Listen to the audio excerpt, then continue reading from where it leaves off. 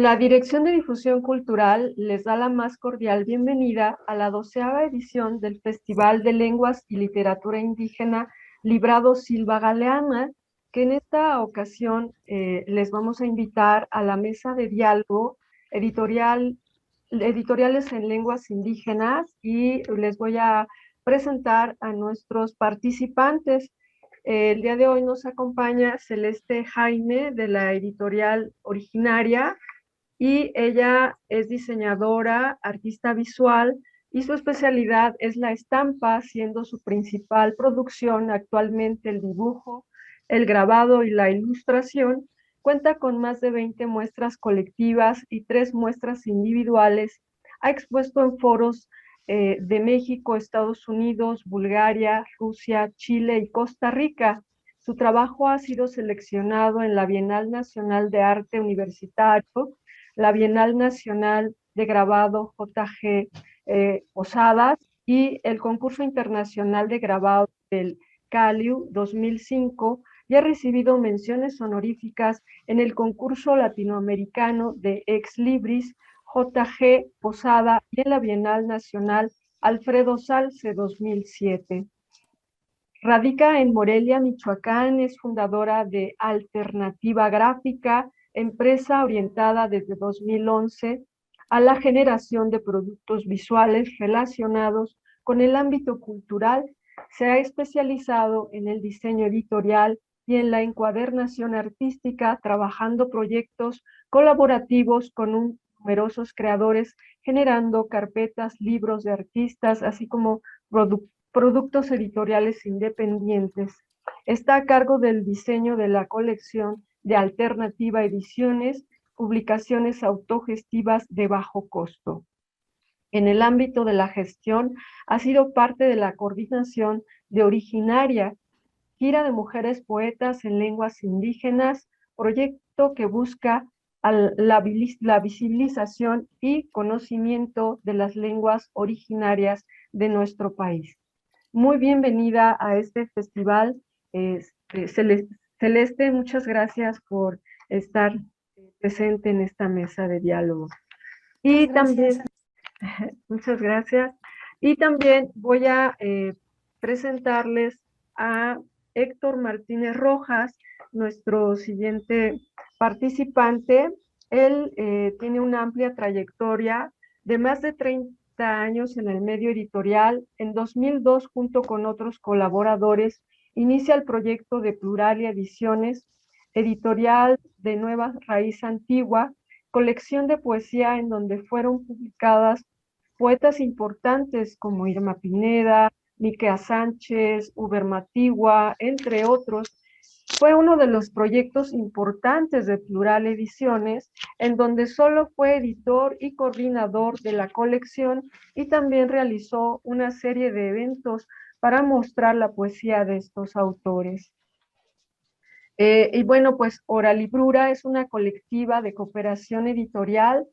Ellos nos dicen que nuestra historia es la transformación de caminos andados, de palabras que conjugan conocimientos, saberes y raíces, historias que nos invitan a comprender, leer y compartir las páginas que habitan en las oralidades de los pueblos originarios, pueblos indígenas y afrodescendientes, abarcando los géneros de novela, poesía, tradición oral y ensayo, con especial interés en el pensamiento indígena, y lo logramos porque creemos en el trabajo basado en la cooperación, acompañamiento y colaboración con los autores y artistas que dan vida a las publicaciones. De esta forma, en nuestros proyectos habitan sus territorios, experiencias y saberes.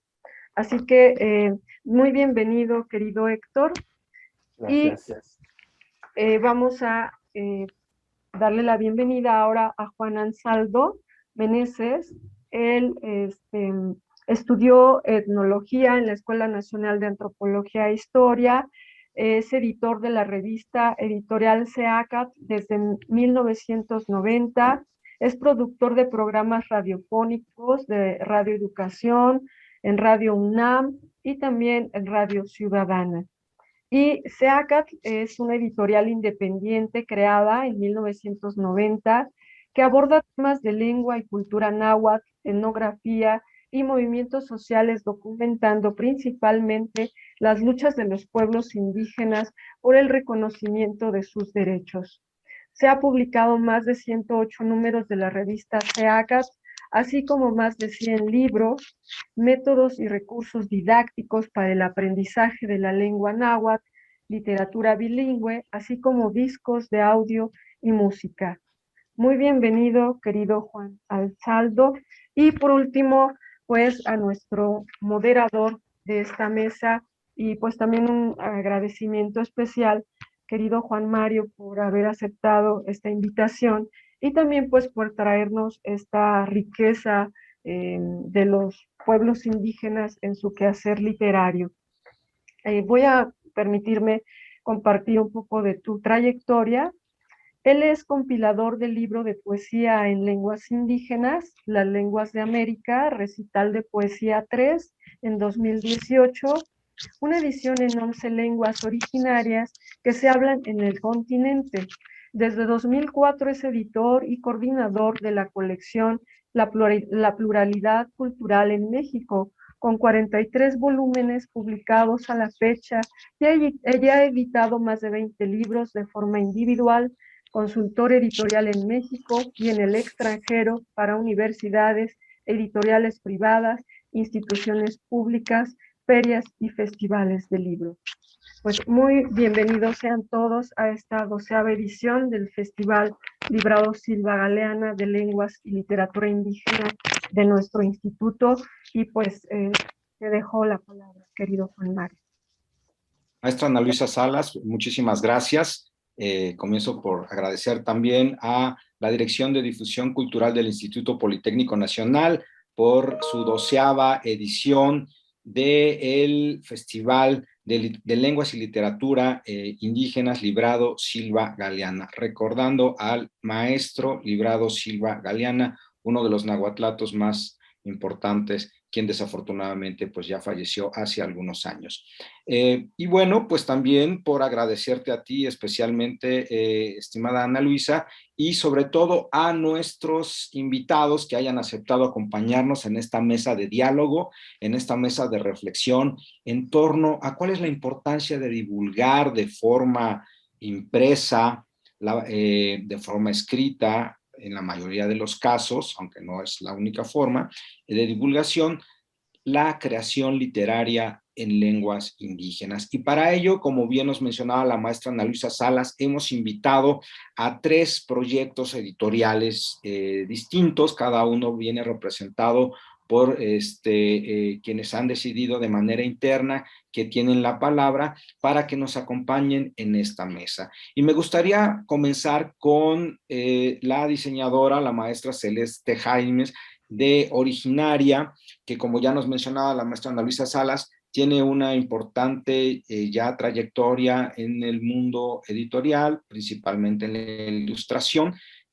Celeste, platícanos un poco qué es Originaria, qué es este proyecto que surge para dar voz a la literatura, a la creación de mujeres quienes crean en lenguas indígenas y que en un primer momento no fue precisamente la edición, la impresión de la palabra escrita, sino con esta intención de generar una gira llamémosla también una gira literaria, de mujeres creadoras en lenguas indígenas. ¿Qué es Originaria? Muchas gracias. Hola, buenas tardes a todos. Muchas gracias por la invitación, Juan Mario. Un gusto conocer a todas las personas que nos acompañan aquí en el panel. Les voy a compartir pantalla para ir ilustrando un poco visualmente también de qué se trata Originaria. Originaria es una gira de mujeres poetas que crean en lenguas indígenas. Sí, fue un proyecto con el que iniciamos en 2018 junto con 2 compañeras. A mí me invitaron en un tercer momento, a Teri Miyahuatl y Mara Bautista, de acá de Morelia, Michoacán. Ellas se conocieron y platicaban acerca de la importancia de generar algún espacio que generara conocimiento, que fuera un espacio horizontal de intercambio de ideas, y así empezó como a madurar la idea de por qué no hacer una gira en donde se invitara a mujeres que crean en lenguas originarias del país, para que nosotros, la mayoría de habitantes de Morelia y alrededores, que somos prácticamente monolingües en español, también tuviéramos como este acercamiento auditivo y esta confrontación con otras formas de pensar, con otras diversidades, con otras escrituras, y nos parecía que el vínculo podía ser, o que el medio podía ser la poesía de viva voz, para generar en torno a esto después diálogos interesantes en donde se generaban unas charlas muy ricas acerca del quehacer literario, acerca de la lengua, y sobre todo confrontarnos a esto que de repente el escritor en lengua originaria vive todos los días, que es estar entre su lengua materna, tener que estar utilizando el español en otros canales, y que estas son cosas que para la mayoría de la población que somos monolingües pasan totalmente desapercibidas. Entonces hay un montón de problemáticas y un montón de necesidades y un montón de áreas donde todos deberíamos de estar inmersos, que pues eso, nos pasaban desapercibidas, y esta gira nos pareció un buen motivo para acercarnos a escuchar y acercar a más gente a toda la riqueza sonora también de las lenguas, y como pretexto pues estaba la poesía. Estas son mis compañeras, Ateri Millawati y Mara Bautista. Mara Bautista y yo somos monolingües. Ateri es hablante del náhuatl, bilingüe en español. Ella también tiene creación poética y pues hace gestión. Entonces pues cada una de nosotras teníamos como una labor en específico dentro de esta gira. Ellas en el ámbito de la gestión, Mara en el ámbito de la edición, de todo el circuito del libro, porque encabeza acá en Morelia el proyecto de una librería independiente, y yo desde la parte del diseño y de la ilustración. La gira surgió en 2018 y la colección, digamos, de publicaciones se volvió una consecuencia. No era como nuestro objetivo primordial, sino fue una consecuencia de esta gira, fue una necesidad por registrar estos ejercicios y estos encuentros. Y la gira pues la llevábamos a cabo en 3 sedes, en Morelia, que es la ciudad capital, en Pátzcuaro y en Pichátaro, porque pues Pichátaro tiene la particularidad de que alberga a la Universidad Intercultural Indígena. Entonces pues también de esta manera cubríamos 3 públicos bastante diversos. Empezamos nuestra primera gira con Yasnaya Elena Aguilar Gil, que no es poeta, es la única invitada, que ella es más bien lingüista, porque nos parecía importante arrancar poniendo sobre la mesa la discusión del monolingüismo, del multilingüismo en México, desde una postura o desde una visión también política. Entonces, pues arrancamos con Yasnaya. Hemos hasta el momento publicado 11 títulos. Tuvimos a Miqueas, a Rubí, Sanda, que es de aquí de Michoacán, a Nadia López García, de Oaxaca. En todas las presentaciones pues se llevaban a cabo en foros pequeños, entonces pues su particularidad era que estos espacios pues eran bastante íntimos, ¿no? Elizabeth Pérez Chinzún, Celerina Sánchez, Emilia Buitimea. Se las voy a pasar de rapidito para ahorita platicar un poco más acerca de las publicaciones. Alejandra Lucas Juárez, que fue la más joven de nuestras participantes. Ahí está pues interactuando con el público. Enriqueta Lunes, Rosa Maqueda, de Hidalgo. Sara Monroy, con quien también tuvimos no solamente acercamiento a su poesía, sino también a sus creaciones musicales. Sara hace una especie de fusión entre su poesía y varios ritmos, incluso como el hip hop o el rap. Las presentaciones de Sara, y finalizamos con Irma Pineda. Ellas son las 12 mujeres a las que hemos editado y publicado.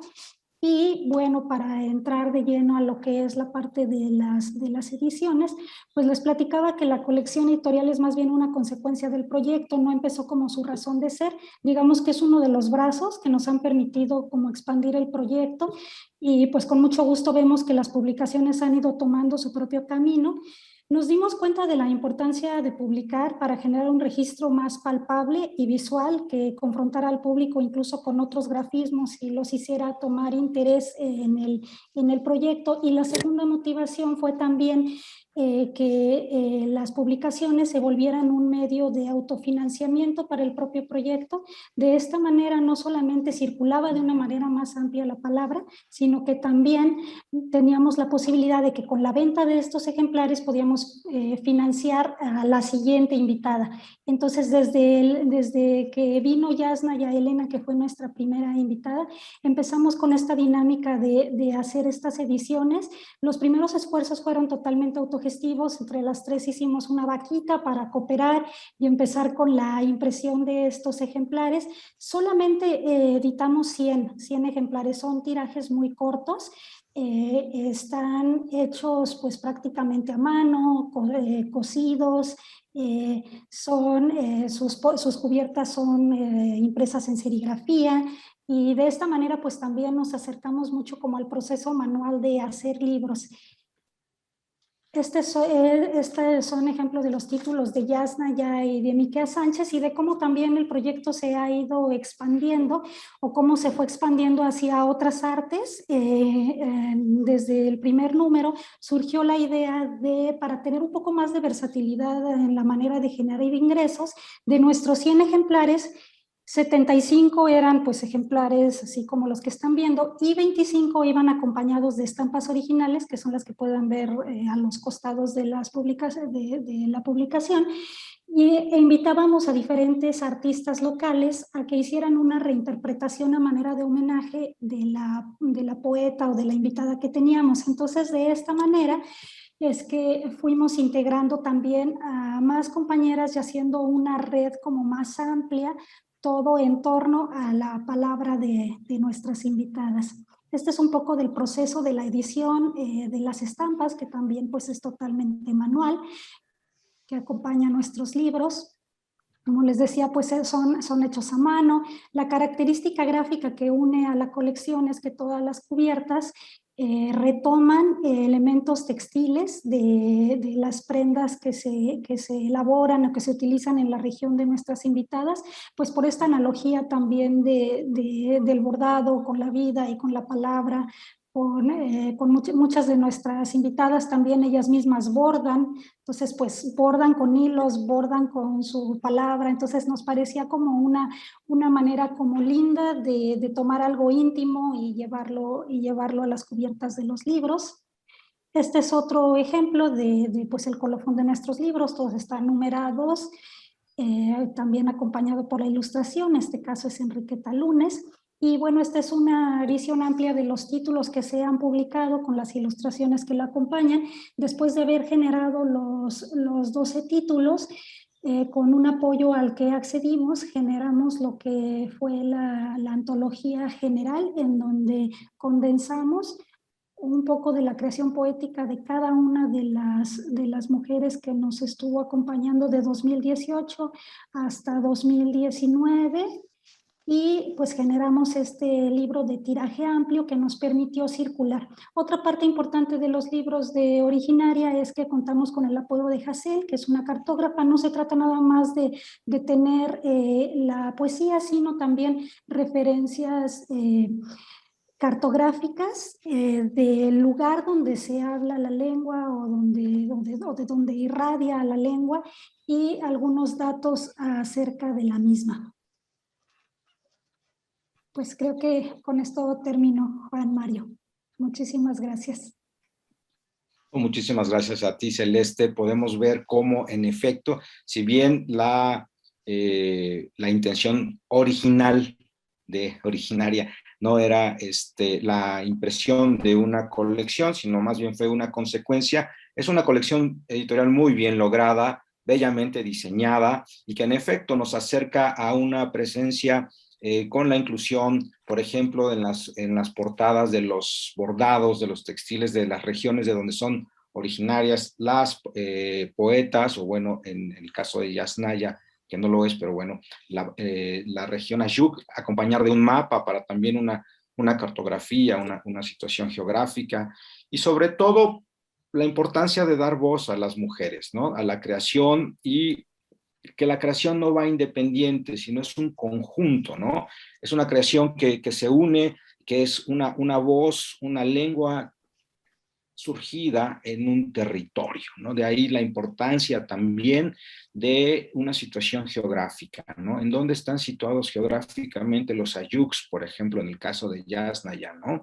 En dónde están situadas las comunidades de la meseta purépecha, por ejemplo, o las comunidades nahuas de Guerrero, Puebla o Veracruz. Mi felicitación completa a Originaria, y ya nos dirán más adelante, no se preocupen, en dónde pueden ser localizadas las obras, en dónde pueden ser adquiridas estas magníficas obras, y dónde pueden ustedes acercarse más al proyecto, informarse más. Bien, pues ha llegado el turno de Oralibrura. Ha llegado el turno de Héctor Martínez. Estimado Héctor, muchas gracias por acompañarnos, muchas gracias por aceptar esta invitación que te realiza el Instituto Politécnico Nacional a través de su Dirección de Difusión y Cultura. Platícanos, Oralibrura, ¿cómo es este esfuerzo? ¿Cómo es este esfuerzo de la oralidad? ¿Cómo son las distintas oralidades que habitan los pueblos originarios en las propias palabras de la editorial, del sello editorial Oralibrura? ¿Cómo han logrado concretar diversas publicaciones de este esfuerzo editorial? Platícanos también, porque es un esfuerzo editorial que tengo entendido no solamente se centra en los pueblos originarios de México, sino también genera vínculos, genera sinergias hacia América Latina. ¿Cómo estás, Héctor? Bienvenido. Tu micrófono, por favor. Gracias, Juan Mario, y gracias también al Instituto, al Politécnico, por la invitación. Pues sí, Originaria es, digamos, la otra etapa de, fui parte de un proyecto editorial, y después aparece Pluralia, en donde fuimos de los primeros que empezamos a publicar a las poetas que escriben en las diferentes lenguas, con los audios, como bien se menciona en la reseña. Y bueno, Oralibrura es consecuencia de una consecuencia de la pandemia, básicamente, ¿no? Porque yo me retiro del 18 a 19 de Pluralia, y a finales del 19 me reúno con algunos jóvenes que estaban interesados en en el trabajo que se había hecho con Pluralia, y querían saber qué era eso de la literatura de escritoras y escritores mexicanos que escriben en alguna de las lenguas que se hablan en México.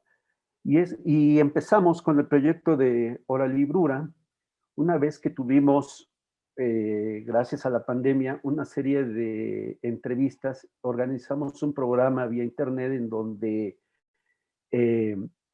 entrevistamos a gente, a escritores, artesanos, a bordadoras, tejedoras, tejedores, preguntando cómo estaban viviendo la pandemia. Y de ahí surgió la idea de armar este nuevo proyecto de cooperación editorial, en donde la idea es hacer, más allá de un puente, es que también los autores, la gente que le interese este proyecto, participe colaborativamente haciendo comunidad y enseñando también a los escritores, a los ilustradores y a toda esa cadenita que hacen posible la realización de estos libros, enseñarles cuál es el proceso de los libros, ¿no? que también en sus comunidades, porque la mayoría de los, o la gran mayoría de los escritores que escriben en alguna de las lenguas, hacen talleres, tienen un vínculo con los niños y jóvenes, y de pronto la necesidad de mostrar esas escrituras, esas oralidades, también nos llevó a acompañarnos mutuamente para hacer posible más adelante la publicación de estos posibles nuevos escritores, ¿sí? Entonces, y pensamos en sacar los 2 primeros títulos, gracias a que metimos el proyecto al programa de coinversiones del FONCA, y sacamos los 2 primeros títulos, uno de Celerina Sánchez, Tazuyutín, Águila de Arena, que es un poemario, su segundo poemario de Celerina Sánchez, ¿sí? Que habla sobre el territorio, sobre la mujer y sobre la migración, ¿sí? Es este libro. Y bueno, es una etapa en la que ahora la maestra Celerina está trabajando muy arduamente, y porque es a partir de su trabajo que está haciendo con Notimia, ¿sí? Que es que nace la idea de armar este nuevo poemario. Y el segundo título que sacamos es Xucuxua, de Entre Escarabajos, de Uber Matigua, ¿sí? Que es un poemario erótico, que queríamos sacarlo porque veíamos la necesidad de mostrarle al pueblo que también en los pueblos originales se vive el erotismo y se ve de otra manera, ¿sí? Entonces, este libro estuvo como muy pensado, lo pensamos mucho para poderlo publicar, porque de pronto se rompen esquemas dentro de las comunidades, ¿no? Y el tercer libro es Comisario Jaguar, que ya es un libro, los 2 primeros fueron gracias al programa de coinversiones del FONCA. Este tercer libro fue un trabajo colaborativo, más independiente, digamos, el Comisario Jaguar, en donde participamos 3 colectivos. De entrada, Comisario Jaguar está planeado por Gusanos de la Memoria, un colectivo de la montaña de Guerrero, que lo coordina el poeta Uber Matigua, que es el autor de Comisario Jaguar. Otra editorial que también es un colectivo, que es Ediciones Delirio, ¿sí? Y Oralibrura. Conjuntamos el interés que tenemos las tres colectividades para hacer este libro, y funcionó. Entonces, que era un proceso que queríamos hacer, es decir, invitar a la colectividad para sacar estos materiales, y que fuera mucho más fácil poder sacarlos, ¿no? Porque de pronto sí es complicado sacar un cierto número de ejemplares. Y bueno, al hacer esta alianza, pues uno lo puede lograr, ¿no? Y bueno, y la idea de Oralibrura es, ¿sí? Mostrar la oralidad de los pueblos, qué se está escribiendo en este momento, cómo se está escribiendo, y principalmente el pensamiento de los pueblos originarios. La idea es empezar a tener una colección del pensamiento, que también nos hace falta, porque muchas veces se escribe en el ámbito académico, ¿no? Entonces la idea es que el público también conozca esa otra parte, ¿no? El pensamiento de los pueblos originarios. Y bueno, pues en este momento lo dejo por acá para escuchar a los demás compañeros. Muchas gracias, estimado Héctor. Sin duda, Pluralia está cumpliendo 2 años, ¿no? Porque si mal no estoy... Digo, perdón, Oralibrura, ya ves. Es que nos tuviste mucho tiempo acostumbrados a Pluralia, Héctor, pero los ciclos se cierran, como tú bien lo has dicho. Y Oralibrura, afortunadamente, está cumpliendo 2 años, sus 2 primeros años, en agosto, si no estoy mal, cumplen sus 2 primeros años. Ya nos platicarás en el siguiente bloque con qué lo piensan festejar y sobre todo también esa síntesis, porque no solamente has estado en Pluralia, también has estado en otros espacios, a mí me consta, y evidentemente ahorita estás mostrando, digamos, esa experiencia, ¿no? Ese andar generando cierta síntesis y también evidentemente en el cuidado editorial de los nuevos productos, de los 3 productos que nos presenta o con los que abre, por así decirlo, el sello Oralibrura, que están muy bien logrados. Evidentemente también el peso de los poetas es un peso específico tremendo. Y para hablar de experiencia, pues qué mejor que el maestro Juan Ansaldo, ¿no? Qué mejor hablar y convocar aquí a uno de los principales impulsores desde 1990, Seacatl, ha abierto camino, ¿no? Ha abierto brecha. Cuando todo el mundo volteaba y decía, ¿cómo editar en náhuatl? ¿Por qué editar en...? O sea, ¿qué es eso, no? Las vicisitudes diversas a las que se enfrentó en sus inicios este proyecto muy importante, este proyecto que tiene pues 30 años, ni más ni menos, y que además no solamente se centra en la literatura, digamos, poética, o en el cuento, sino también ha sido una trinchera, ¿no? También se trabaja en torno a las luchas de los pueblos indígenas, por ejemplo, y eso es algo fundamental, eso es algo muy importante, porque la lucha de los pueblos indígenas, muchísimas veces narrada desde los pueblos indígenas, es algo que sobresale. Y evidentemente esta mezcla, porque también Juan es productor de programas radiofónicos. Entonces, bueno, tanto en Radio Educación como en Radio UNAM o en Radio Ciudadana, ha logrado equilibrar muy bien no solamente la gestión cultural, no solamente la creación editorial, no solamente la ilustración o la producción radiofónica, ¿no? Sino es un estilo que imparte, un estilo que imprime y que genera con su buque insignia, que es la revista Seacatl, pero no es lo único, porque bueno, a lo largo de 30 años son más de 100 libros, tengo entendido, los cuales se han publicado. Ha marcado una trayectoria, ha marcado una tendencia, nos ha enseñado parte del camino de lo que es esto. Juan, muchas gracias por aceptar esta invitación a participar en la 12ª edición del Festival de Lenguas y Literatura Indígena Librado Silva Galeana del Instituto Politécnico Nacional. Platícanos un poco, un resumen muy breve de cómo surge y de qué es Seacatl.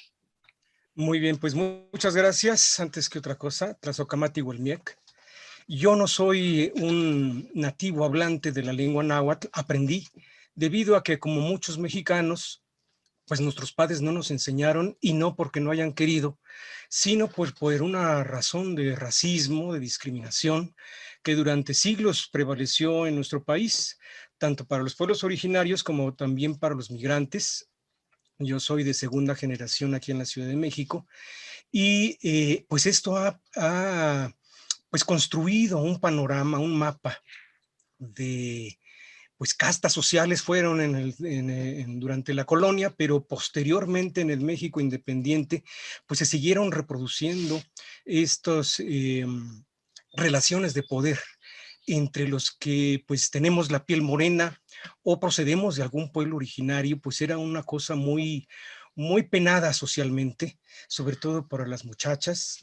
Y en comparación pues con el ideal del güero alto de ojos azules, portento europeo, que era también, yo me acuerdo mucho, cuando era pequeño se oía mucho, hoy todavía se escucha esta idea de mejorar la raza, casando a las niñas con pues algún güerito para que no salgan tan prietos.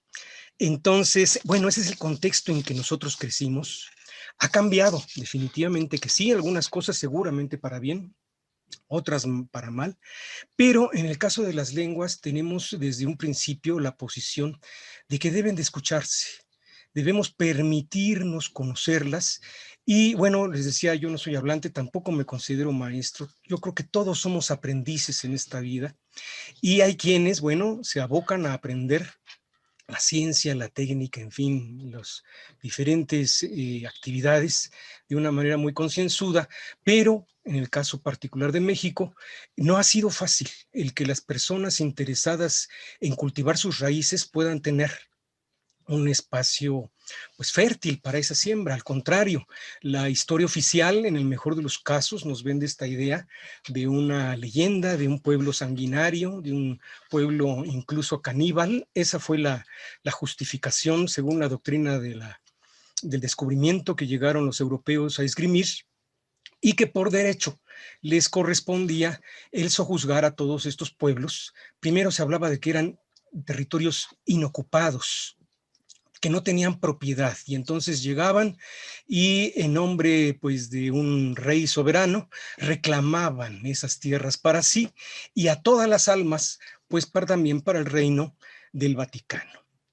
Esa historia pues nos la han contado de una manera a veces muy fantasiosa, y no debemos olvidar de que para el año 1990 estaba por cumplirse el 5º centenario, pero de la llegada de Colón, del viaje de Colón a alguna de las islas del Caribe de América, y que en ese contexto es que muchos mexicanos decidieron retomar con fuerza precisamente la lucha de resistencia por sus raíces, por lo que significa ser mexicano, y ya no solamente esa construcción homogénea que se pretendió durante el integracionismo de los gobiernos posrevolucionarios, en donde Lázaro Cárdenas, no lo olvidemos, promovió que se integrara a los pueblos indígenas, digamos, a la modernidad, a construir al mexicano modelo, empezando por olvidar sus lenguas, empezando por sacarlos de su contexto, de su casa, de su familia.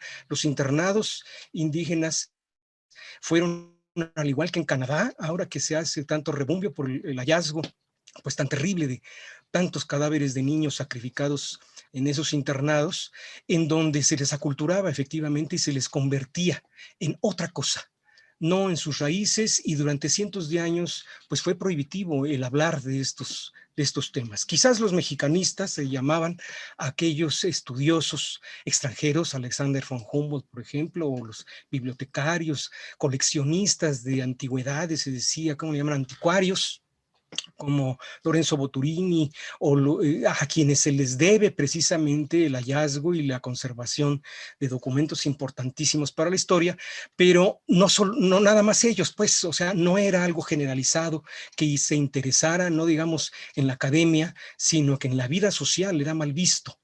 En los años 90, digo yo, y después de una larga trayectoria, por supuesto, de resistencia de los pueblos originarios, se da esta campaña continental por los 500 años, no del encuentro de dos mundos, como fue el epígrafe, ¿cómo se llama? Es un eufemismo que utilizó, digamos, los gobiernos para nombrar a la efeméride.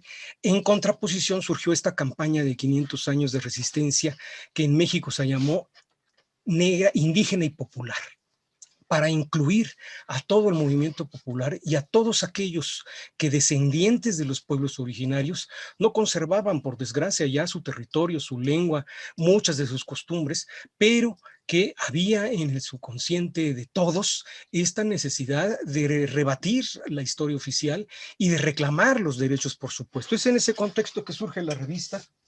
Estos son algunos de sus primeros números. Vamos a ver si no se ven de cabeza. Bueno, 1990 abordábamos diferentes temas sobre lo que nosotros pensábamos que era relevante y que de alguna manera podían reflejar no solo las voces oficiales, porque efectivamente ahora, como entonces, tenemos a los grandes investigadores, como por ejemplo Leonardo López Luján, el maestro Marcos Moctezuma, en fin, diferentes eminencias sin dudarlo, pero que, como ellos mismos dicen, siguen completamente a Sahagún, siguen a las fuentes oficiales, repitiendo esta historia, tratando de encontrar la albúmina impregnada en las paredes o en las piedras para demostrar, pues, esta, digamos, retórica oficial, sin contemplar otro tipo de retóricas. Este, por ejemplo, es sobre el escudo nacional, lo editamos en 91, para justamente ubicar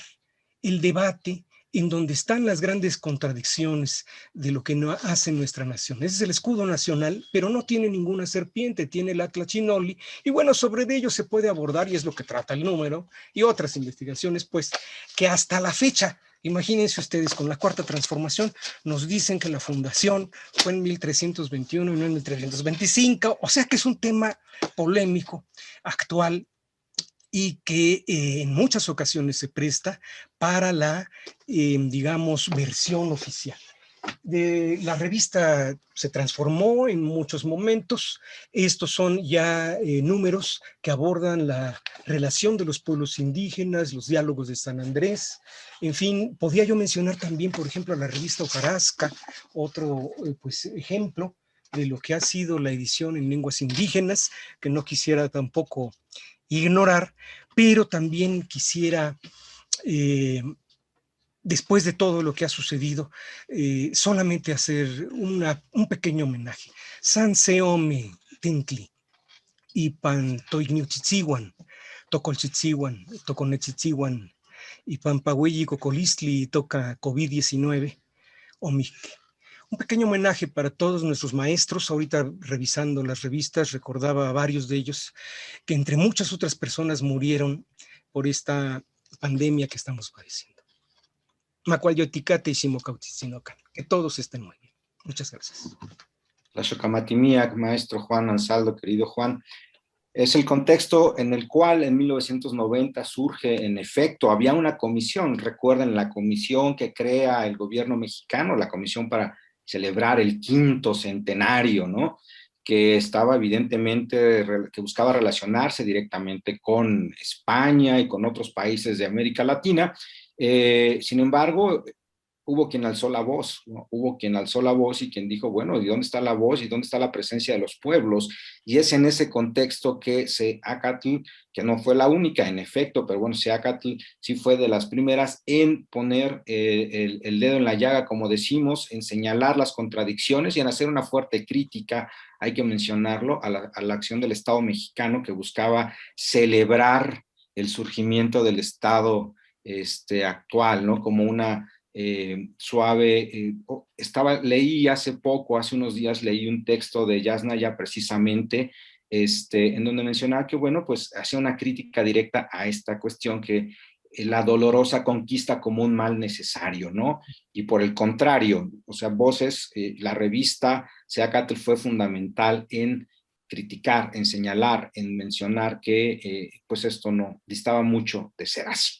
Bien, pues hemos llegado a esta primera parte en donde cada uno de nuestros invitados nos ha hablado de cómo surgen, en qué contexto surgen, con qué intención surgen estos proyectos editoriales, distintos todos entre sí, pero complementarios.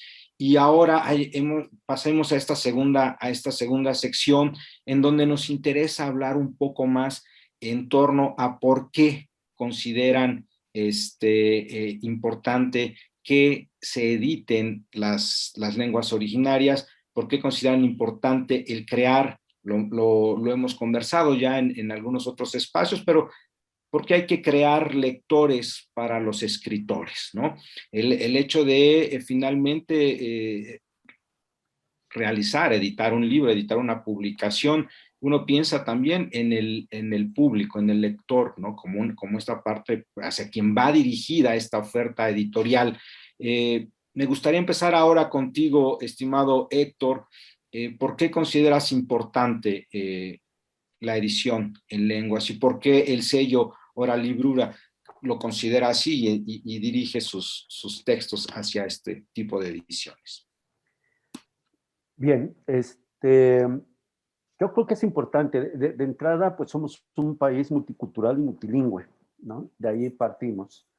Y tenemos, y todavía pues sigue vigente la necesidad de mostrar lo que están haciendo los pueblos originarios, las diferentes lenguas que se hablan en México.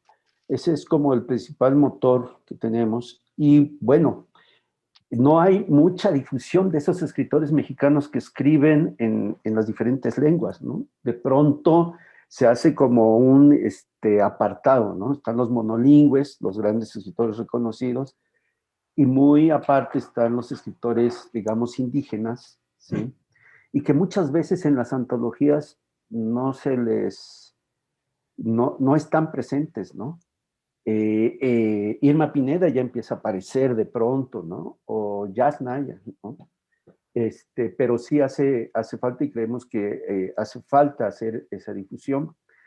Y bueno, y en lo particular, después, retomando un poco lo que comentabas hace un momento, pues sí, la experiencia que he tenido haciendo las lecturas poéticas con algunos de los escritores, escritoras, hacer los programas por internet, el diálogo, pues también nos lleva a plantearnos y dar a conocer todo eso que sucede en las comunidades, que de pronto, insisto, nos olvidamos de ello. Yo siempre he considerado que las comunidades son mucho más modernas que nosotros, ¿no? Que vivimos en ciudades, ¿sí? Después de ya muchos siglos de conquista, ellos siguen con su cultura, con su lengua, siguen adelante. Los jóvenes de comunidades son muy modernos porque ahora usan la modernidad para aprender su lengua, para mostrar su lengua, ¿sí?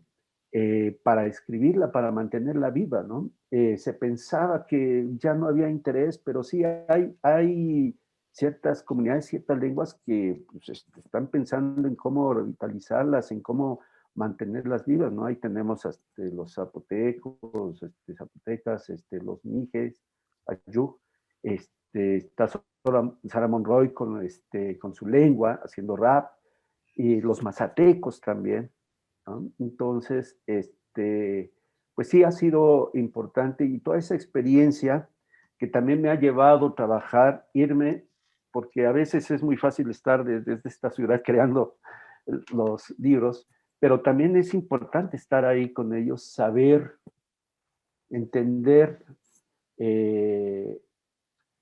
su pensamiento, ¿no? Y esa también es la idea de oralibrura, ¿sí? Que esa oralidad salga y se muestre ante un público que de pronto desconoce, ¿no? Todo lo que sucede en las comunidades.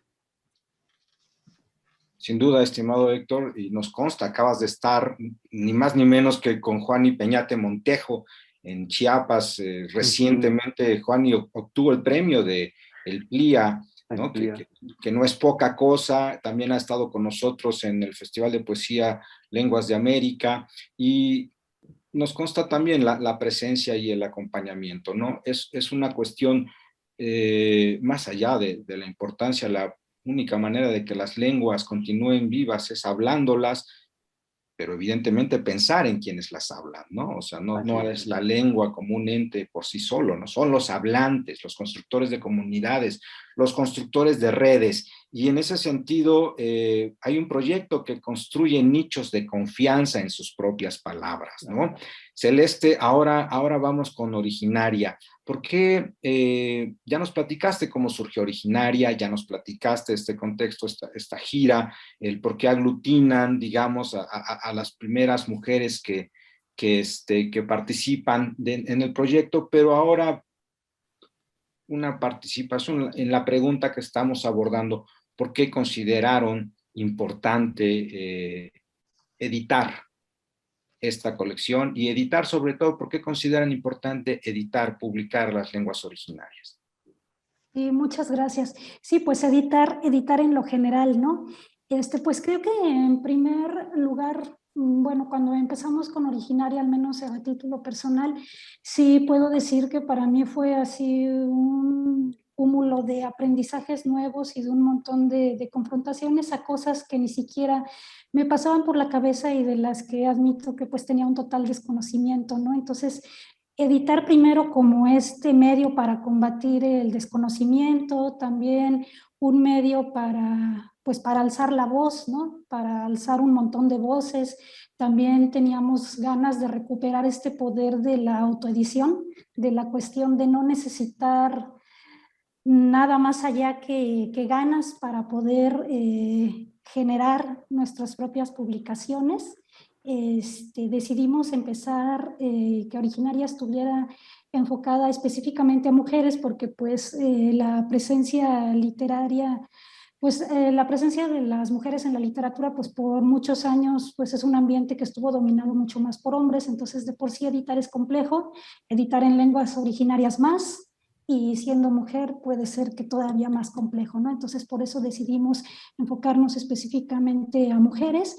Y pues también creo que ahora descubro como diseñadora y estoy como muy consciente de la necesidad de trabajar en la edición, pues justo también como para fortalecer toda esta estructura editorial en torno a la publicación de lenguas no hegemónicas, que está como ya muy, como platicaba Héctor, ¿no? Está ya pues muy estructurada en español, pero hay un montón de cosas y de campos donde hace falta que todos trabajemos para poder estar editando constantemente en cualquier lengua, y ya no estar haciendo tanto estos distingos, que en algún momento ya no existan tanto estos distingos, ¿no?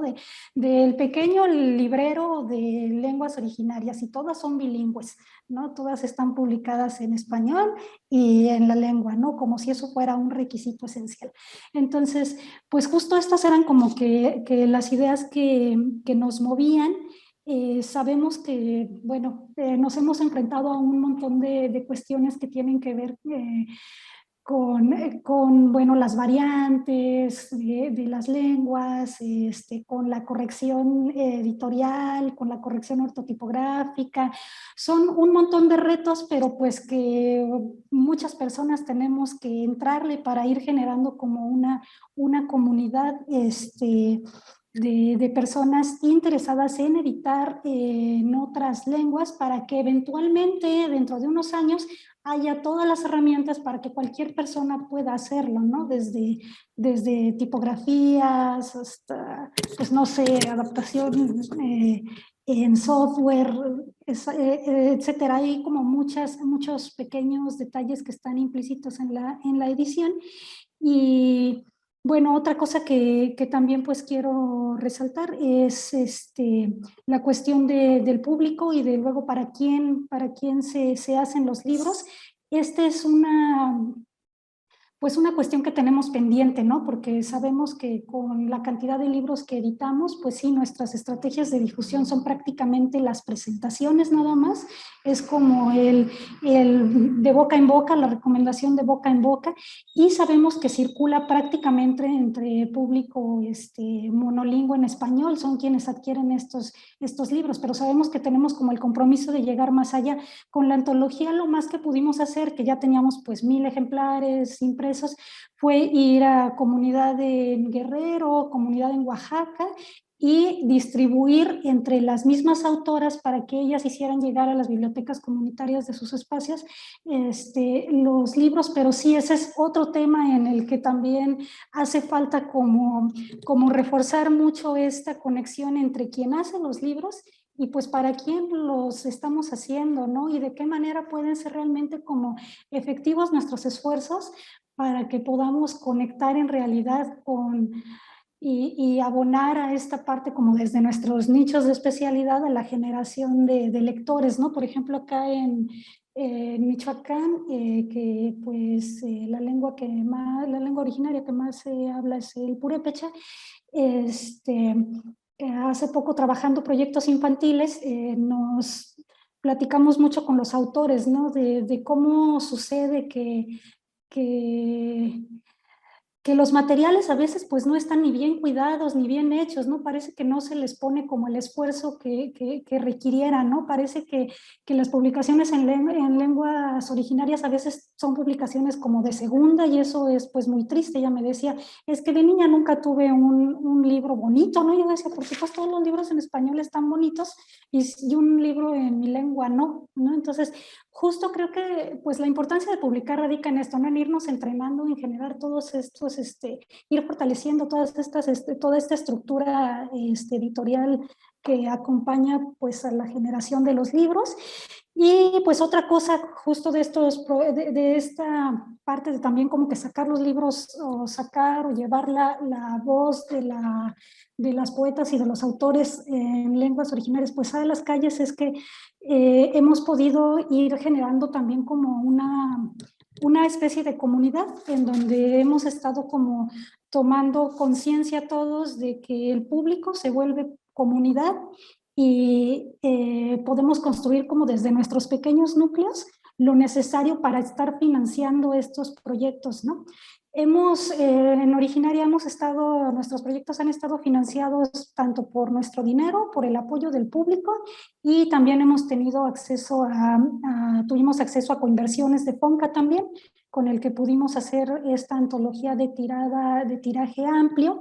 Y algo que era muy importante para nosotros, que también pudimos cubrir gracias a este apoyo del FONCA, fue el pago de honorarios a las poetas, que esa es otra parte que me parece así como que nos ha siempre pareció muy importante, el hecho de, por respeto a su trayectoria y a su trabajo literario, pues que reciban un pago, ¿no? Cada vez que tienen una intervención o una participación. Entonces, pues estas son como las posibilidades que nos amplió, las cosas que nos permitió tener un apoyo extra, aparte de incrementar el tiraje. Pero bueno, sí nos hemos tenido que mover entre ambas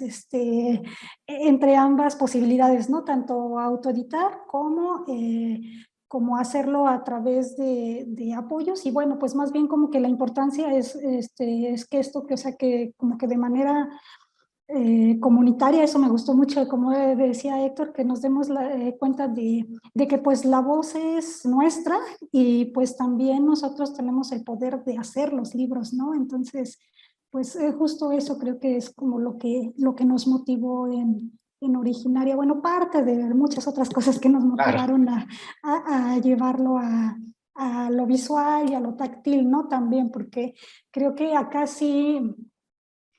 sí ha confrontado de manera importante a gran parte de nuestro público. O sea, te digo, en primer lugar, pues mucho desconocimiento, y entonces ya que te lo ponen enfrente dices, ay, caray, o sea, sí es cierto, ¿no? Y cuando arrancamos con Yasnaya, que fue la primera en venir, o sea, pues de entrada, ¿no? Les decía a los asistentes, es que, a ver, ¿cuántos de ustedes no están acostumbrados a, reconocen el francés, reconocen el inglés, reconocen a lo mejor hasta el alemán, pero...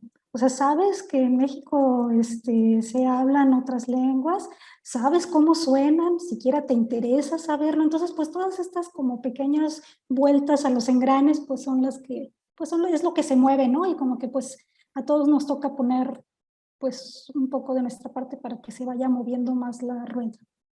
Muy bien, estimada Celeste. Y bueno, Juan, ahora ha llegado el turno de Seacatl. ¿Por dónde le entras a esta pregunta de por qué consideraron importante iniciar este trayecto de publicar, de divulgar de manera impresa, en este caso de Seacatl, el náhuatl? Sí, bueno, las lenguas en general las podríamos concebir eso, como un medio de comunicación, pero más que otra cosa, como una resistencia cultural. Los españoles pretendieron no solamente acabar el náhuatl, sino el mije, el maya, todos los idiomas de Latinoamérica, porque no los entendían y pensaban que estarían o bien burlándose de ellos o conspirando para su liberación, cosa que era pues evidente. Entonces es una, digamos, imposición de guerra, una consecuencia de esa guerra de tantos siglos, el que muchos pueblos lo hayan perdido, obligados. Los quienes lo conservan, afortunadamente, pues fue porque bien tenían esa necesidad de seguir trabajando en comunidad y estaban completamente aislados. En Milpalte, por ejemplo, uno de nuestros autores, el maestro Xochime, de quien hicimos métodos para aprender la lengua náhuatl, decía eso, de que solo los maestros y los políticos que llegaban alguna vez a gobernarlos eran quienes hablaban español, todos los demás no. Entonces, eso fue hasta el año de 1960 y tantos. Entonces, es muy rápido el proceso de desnahuatlización en muchos de los pueblos de la región, pero lo mismo, la pérdida del idioma en todas las demás regiones del país, gracias y a pesar, y bueno, con todos los subrayados de las nuevas tecnologías que hacen posible precisamente el que haya un acceso más inmediato al español que a sus propias lenguas. Entonces, sí, nosotros editamos en la revista desde siempre, pues una serie de textos bilingües, por supuesto que náhuatl, la poesía, todo esto, novelas también, son muy importantes, pero nos centramos en esto de la educación. ¿Y por qué? Porque mucha gente no lo sabe. Por ejemplo, es para iluminar, para niños, ¿verdad?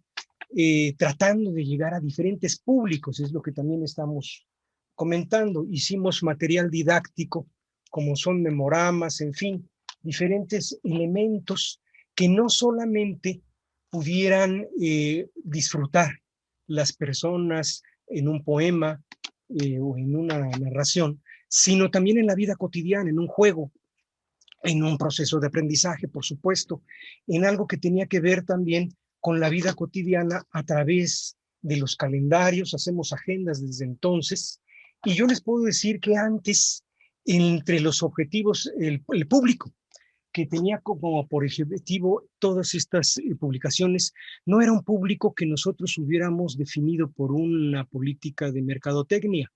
El objetivo de nosotros al salir con las revistas y con todas estas publicaciones no era hacer negocio. No hicimos nunca un plan de negocio.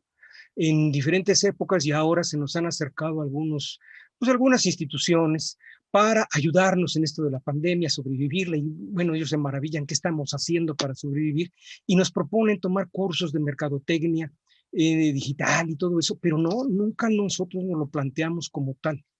Nuestro público eran las organizaciones, la gente interesada verdaderamente en aprender, en estudiar, en debatir, en encontrar alternativas, en denunciar, por supuesto que sí, una serie de atrocidades, tanto en los territorios de los pueblos indígenas como aquí mismo en la ciudad. Entonces, iba dirigido hacia ellos. Ahora, el problema era que, por ejemplo, en el caso de los pueblos originarios, y lo acaba de decir Celeste hace un momento, pues no se venden, no se compran los libros. Primero está la subsistencia y después a ver si alguien sabe leer, incluso en su idioma, porque también nos encontramos con la diversidad. El náhuatl, es lo que iba a decir hace un momento y se me pasó, tiene gramática desde el siglo XVI. Muy poca gente sabe que el náhuatl, el zapoteco, el purépecha, varias lenguas indígenas, tienen gramáticas, vocabularios desde el siglo XVI, antes que el español. Entonces, el español se hace a partir de la obra de Cervantes, pero mucho antes los frailes que habían estudiado latín, habían construido estas gramáticas. Hoy hay un gran debate, nuevamente sigue siendo un tema polémico en la actualidad, en donde el INALI pretende imponer una nueva forma de escribir, no solo el náhuatl, sino todas las lenguas, la normalización. Yo no creo que sea mala idea. El problema es la forma, porque tenemos que reconocer la diversidad, tenemos que reconocer el proceso histórico de cada quien y no apuntalar diferencias entre los propios pueblos ahora por un asunto cultural, cuando lo que está en el centro es la sobrevivencia completa de los pueblos, no solo si la lengua se escribe con C o con Z, con W, o se crean nuevos. No, yo creo que eso no es el problema. El asunto es imponer una norma desde la autoridad sin escuchar a los propios hablantes. Ahora, sí hemos hecho nosotros coediciones. Por ejemplo, este es un libro que es entre la Usisoni, nosotros como Seacatl, el Maíz, en fin, diferentes organizaciones que abordan el tema del istmo, por ejemplo. Sobre lo que hemos estado trabajando recientemente, pues son los megaproyectos que están pegando a los pueblos originarios, pero lo que me iba a referir es sobre las coinversiones. Sí hemos hecho coinversiones, por ejemplo, esta novela sobre la trascendencia de la danza azteca chichimeca desde el siglo XVI precisamente hasta la fecha, y nuestra experiencia, hemos hecho varios libros también, por ejemplo, con el INA, no lo encuentro, pero bueno, hemos hecho varios. Nuestra experiencia no ha sido buena, porque en ocasiones caemos en esta idea de regalar, y que la gente pues esté esperando que el siguiente libro también se le regale, sea financiado por quien sea. En la Ciudad de México, de repente, pues sí tiene este programa muy importante, muy interesante, no lo niego, pero cuando se hace la presentación se forma la gran fila, se acaban los libros, 500 o 1000, al que se formó le tocó y al que no, no. Dificilísimo hacer una reimpresión. Es difícil hacer una primera edición, ahora imagínense varias reimpresiones, y después en la siguiente presentación el público quiere que se le regale también todo el tipo de materiales. Entonces, ese asunto había que discutirlo mucho. La distribución habla de un mercado, por supuesto, que está copado. Nosotros hemos vendido con Gandhi, que nos cobra el 60% de descuento sobre el precio de tapa y nos tarda 6 meses en pagar de lo que se venda. Porque además las agendas, por ejemplo, nosotros hacemos esta agendita, muy bonita, en náhuatl, con todo eso, y queda sepultada en medio de un mare magnum de calendarios, de agendas, de Mafalda, muy bonitas, de Pinochos, si ustedes quieren, de gatitos, en fin, y quedamos totalmente anulados, además de exprimidos por el gran intermediario. Entonces ahí también había que hacer un bufete de pues contabilidad, administrativo, jurídico incluso, para que entre varias editoriales pudiéramos compartir los riesgos y los costos de tener una librería propia, de tener una red de librerías independientes. Esta red la construimos desde 1992 con otros amigos, les mostraría ahorita el logo, y fracasó porque pues es difícil en todo este mercado el que la cultura se venda y se venda bien. Generalmente la gente, le insisto, está esperando que el gobierno les traiga el espectáculo, el concierto, el libro, se los regale, y eso ha hecho el PRI también en los últimos gobiernos, tratando de esta forma clientelar. La realidad es que la gente no tiene para comprar, y se crea un mercado, por un lado, difícil, porque además son temas especializados, hay pues posturas extremas, ¿verdad? En los que hablan, por ejemplo, esto de los 500 años, el presidente de la República también lo ha hecho especialmente polémico en los últimos meses, y resulta que es un problema porque a nosotros también la gente nos ve a veces, en ocasiones, no digo que siempre, pero con el dedo flamígero señalando de que ustedes lo que quieren es que ya no se hable el español, por ejemplo, en México, o que todos regresemos a los sacrificios humanos. Así, ese tipo de expresiones que pueden causar risa en un principio, pero que reflejan una mentalidad de no permitir que avance, que se le ve con miedo. En la Ciudad de México debe haber no una, sino varias casas de la cultura mije, de la cultura náhuatl, varias de la cultura otomí, cuando ellos son pues los que fundaron antes de los aztecas, pues las primeras poblaciones, olmecas, xicalancas y todos ellos, pero bueno, sus descendientes debieran tener, por supuesto, que un espacio adecuado en donde la gente conociera, saliera de esa ignorancia que hablaban hace un momento, y a partir del conocimiento amara, abrazara, no que lo viera como algo negativo o un enemigo a vencer. En ocasiones, pues nosotros los vemos en el metro, a las personas que hablan náhuatl o cualquier otra lengua, otomí, mazahua, y la gente se voltea así extrañada porque piensa que estarán diciendo, a lo mejor están hablando de mí o me vio feo, ¿no? Luego dicen eso. Entonces, es un proceso social amplísimo, en donde tienen, por supuesto, un papel esencial seguir imprimiendo en papel, en audio, en internet, en video, en cine, en radio, en donde se pueda, en nuestra propia casa, ponerle palabras, como se dice, yo que no sé ayuc, en ayuc, librero, libro, pluma, qué sé yo, para seguirlo incorporando a lo que somos y de esa manera crecer. Efectivamente, las lenguas son una forma de reflejar la cosmovisión de los pueblos, y se nos hace cercenado una. El español yo creo que es una lengua bellísima, por supuesto que sí, amplísima, nunca la terminaremos de estudiar, pero igualmente el náhuatl. Y la cosmovisión más importante de los pueblos originarios es que pueden ser alternativa para ahora. No se trata de una entelequia, sino se trata también de conocer una forma de vida que respete a la naturaleza. De ahí que, bueno, a nuestra madre, pues todos le tendríamos respeto, y esa es la idea que se tiene con la tierra, muy distinto pues a la idea occidental de que sea una mercancía, de que sea una propiedad, y el que tiene más es el que pues juzga a todos los demás. Entonces, eso es la importancia que yo veo y la necesidad de que cambie completamente. No nos interesa entrar a Gandhi, a nosotros. no nos interesa ensamble, si es que existe todavía, porque es un mercado ya controlado, porque el público va a encontrar la mejor oferta de los autos o de los coches, no sé, pero necesitamos construir nuestros propios espacios, multiplicarlos, hay muchos, en la ciudad y en el campo y en la provincia y en todos lados, porque eso es a donde tienen que ir dirigidos nuestros materiales. Y las bibliotecas debían de comprar, nunca tienen presupuesto y son las primeras que debían de conservar esta memoria que es efímera. Estas ediciones de 100 ejemplares, de 1000 ejemplares, son muy breves, se van a perder. Y las bibliotecas debieran tener la obligación de registrar la historia cultural de lo que están haciendo los creadores, sin presupuesto, si ustedes quieren, fuera del sistema, pero tienen que registrar también esa parte y no lo hacen. No lo hacen efectivamente, en algunos casos por falta de presupuesto y en otros casos por franco desconocimiento. O desinterés.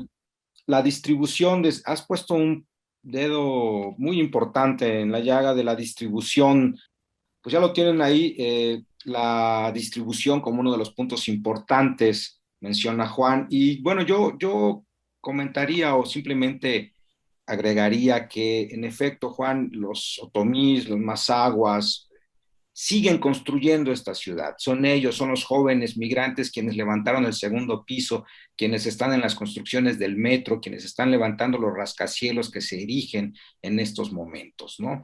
Entre otras cosas. Pero eso nada más es hablar de la realidad de la Ciudad de México y afortunadamente los proyectos editoriales se están multiplicando. La realidad, como tú nos mencionaste en 1990, cuando surge SEACATL, el contexto era otro y había pocas ofertas. No quiero decir que ahora tengamos un mercado colmado de ofertas, pero sí quiero decir que afortunadamente, y es el caso de Originaria, por ejemplo, que están en Michoacán, pero no exclusivamente trabajando con escritoras de la meseta purépecha o escritoras del estado, sino que han abierto el abanico a diversas opciones. Celeste, para terminar esta interesante mesa de ediciones en lenguas indígenas, de la 12ª edición del Festival de Lenguas y Literatura Indígena Librado Silva Galeana del Instituto Politécnico Nacional, si tienes alguna consideración final y en dónde podemos contactar, dónde podemos acudir quienes estemos interesados en adquirir alguno de los libros de Originaria. Gracias. Bueno, pues comentar de manera muy breve dónde está Originaria ahorita y como para dónde vamos. Estamos trabajando en los próximos 4 números. Vamos a tener por motivos de la pandemia que invertir este proceso. Ahora vamos a generar primero los materiales y después vamos a ver en qué momento podemos hacer las giras, porque pues esto es parte medular de este proyecto, ¿no? El podernos encontrar. Pues invitar al público, si son público monolingüe que solamente habla en español en este país, acérquense, digo, no es, acérquense a la literatura en otras lenguas, acérquense a escucharla, digo, no es algo que, como muchas manifestaciones artísticas, no te pasa nada si no te acercas, pero de verdad que si te acercas vas a ver cómo se van a expandir muchos horizontes y vas a darte cuenta de que lo que uno asume como verdad no es la verdad y cómo hay un montón de posibilidades y un montón de formas de pensar distintas y cómo de esta manera podemos ser como entre todos mucho más empáticos hacia la diversidad en general. El tema de la distribución también, efectivamente, pues nosotros nada más nos movemos ahorita prácticamente en circuitos de librerías independientes. Estamos en Morelia en el Traspatio, en La Cosecha en Chiapas y en La Jícara en Oaxaca. Es ahí donde tenemos algunos ejemplares, como dice Juan, pues sí son tirajes muy breves y se agotan rápido, entonces ahí es donde estamos presentes y es el circuito en el que estamos convencidos que queremos seguir circulando, vaya, ¿no? Porque lo que nos interesa es como crear pequeños grupos y pequeñas comunidades que eventualmente puedan empezar a resonar más fuerte. Nos pueden seguir en nuestras redes sociales, Originaria, Gira de Mujeres Poetas en Lenguas Indígenas. Esperamos pronto poder tener un repositorio digital, una página propia, es otro de los proyectos en los que estamos trabajando, para que los libros se puedan descargar de manera libre también y haya acceso a algunos de los audios. Pues muchísimas gracias a todos, también muchas gracias a los invitados, mucho aprendizaje. Muchísimas gracias a ustedes, Celeste, por haber aceptado esta invitación. Hay que mencionar que a tus espaldas, en un magnífico marco, están los grabados, imagino, de todas aquellas autoras que forman parte de la colección. Sí, aquí están. Me encantó, no te pasa nada si no te acercas, pero si te acercas te pasarán cosas muy buenas. Sin duda, esa es la invitación que nos pone sobre la mesa originaria. Estimado Juan Ansaldo, muy rápido, por favor, Sí, cómo no. ¿qué sigue para Seacatl? Estamos publicando en torno a la coyuntura este libro de 500 años, y perdón y olvido, que lo presentamos apenas hace unos meses, y viene el segundo libro, que es 500 años y contando, que tiene que ver justamente con el desmantelamiento de la doctrina del descubrimiento, esta doctrina que está interpelada a nivel internacional de manera jurídica, y además un estudio sobre la cuarta transformación y los pueblos indígenas. Este es el primer volumen, el inicio, es una compilación documental, pero también un debate previo, y viene ya los siguientes números sobre los siguientes años del gobierno de la Cuarta Transformación. Acabamos de editar Héroes Míticos de Oaxaca, un libro que es sobre precisamente dirigido para niños de nuestro amigo el periodista Juan de Dios Gómez. Y bueno, los juegos didácticos, todo eso ustedes saben, lo pueden encontrar en nuestras redes sociales. Espero que no salgan de cabeza ni al revés. Y se ven muy bien. El año pasado participamos en la Feria del Libro de Antropología. Nos hicieron comprar una librería virtual que es seacatl.com, está activa, ahí se pueden comprar los libros, pero este año no participaremos en la feria porque no funciona el modelo, porque no escuchan a los editores verdaderamente. Ellos están más bien en una palestra de exhibicionismo, diría yo, y nos cobran muy caro. Es una de las ferias más caras en las que participamos nosotros, y lo hacemos tratando de subsidiar a la institución que mucho falta le hace el presupuesto, pero este año estamos totalmente reventados, no vamos a participar, nos negamos a pagar por un clic en internet, y sin embargo, pues los invitamos a seguirnos en nuestra librería, donde sí tendremos una feria, nuestra propia feria. Los invitamos a los demás también a organizarnos y hacer nuestras propias actividades sin estar esperando que la autoridad o el comerciante o alguien vea el gran negocio en todo esto y quiere hacerlo, y nosotros mismos poner práctica todas estas ideas. Muchas gracias.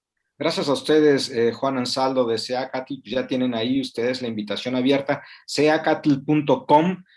Realmente acudan a este sitio, revisen el catálogo de Seacatl, se van a encontrar cosas no solamente interesantes, sino muy bien hechas, muy bien diseñadas, y para todas las edades, me atrevo a decirlo, desde un público infantil hasta públicos ya adultos, etcétera, etcétera. Muchas gracias por aceptar esta invitación del Instituto Politécnico Nacional, estimado Juan. Y bueno, Héctor, cerramos con ustedes. ¿Qué viene en el camino para Oralibrura? Bien, voy a empezar del final para el principio de esta última parte. Bueno, a nosotros nos encuentran en Facebook como Oralibrura, Cooperación Editorial. Ahí pueden escribirnos para solicitar los títulos que estamos publicando. Estamos en Instagram como Oralibrura y estamos en Twitter como Oralibrura. Y nos pueden escribir a oralibruraediciones@gmail.com y con gusto las atenderemos. También pues estoy de acuerdo con lo que mencionó Juan Ansaldo. Pues sí, la distribución es compleja. Entonces, yo creo que cada uno de nosotros, de los que estamos aquí en la mesa, hemos logrado o estamos haciendo caminos diferentes para la distribución de los materiales que estamos publicando, y que de pronto es mucho más fructífero que entrar a las grandes cadenas de librerías, que efectivamente es muy grande esos descuentos que nos piden, ¿no? Y también estoy concluyendo, escuchando, finalmente estamos haciendo, es un acto político hacer estos libros, hacer estos materiales, publicar en las diferentes lenguas que se hablan en México. Es un acto político y una, ¿cómo se llama? Una necedad también, ¿no? Porque igual estamos creando nuevos lectores que se acerquen. No hay que olvidar que el país tiene 68 lenguas más sus variantes, más el español, que son 69. Entonces, nos dan, según registrados, 364 maneras de ver el mundo, de entenderlo, de amarlo, de quererlo, ¿sí? Y de verlo con otros ojos. Y estos escritores que escriben en las lenguas nos dan esa oportunidad, ¿sí? Para ver de otra manera este mundo. Y bueno, felicito a los compañeros editores que estamos aquí presentes.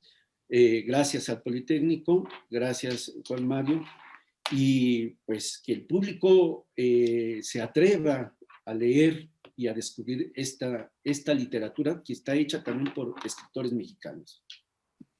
Muchísimas gracias a ustedes, Héctor Martínez de Oralibura, por su participación. Sin duda lo has mencionado muy bien. Y pues con esto llegamos al final, un poco apresurados, un poco correteados, pero el tiempo a veces se va muy rápido cuando la conversación está muy buena. Por lo tanto, les digo que los volveremos a convocar en otros foros o en otros espacios.